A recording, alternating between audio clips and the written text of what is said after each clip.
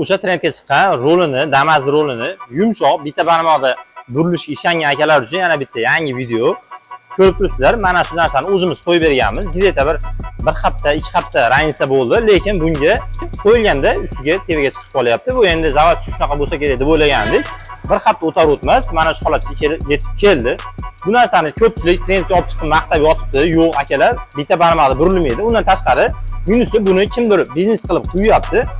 Mana shu videoni ko'rayotgan bo'lsa, o'sha aka mana shu narsani sirosini yaxshilab quyishni tavsiya qilaman. Sababi mana shu holatga kelib qolyapti. Buni ustida дополнительный zashtasi yo'q. Mobodo Damas oldi резкий garmoshka, ya'ni pastga tushadigan bo'lsa, amortizator yonga chiqib qolib, ancha xavfli holatga kelib qoladi. Zavodskiy mobodo shashkasi o'lgan bo'lsa, tevasida ushlaydigan zashtasi bo'ladi.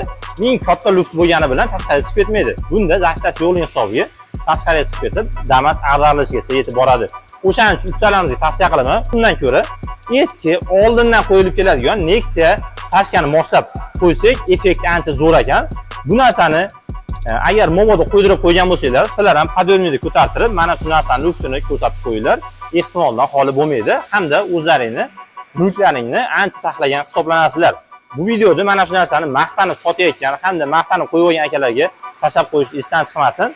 Doimiylik Nexia sashkani ma'qullab, indamasdan narx to'g'richa qimmatroq bo'lishi mumkin, lekin mana shu narsani qo'yib umrda xatarga qo'ymasdan yurishni tavsiya qilamiz.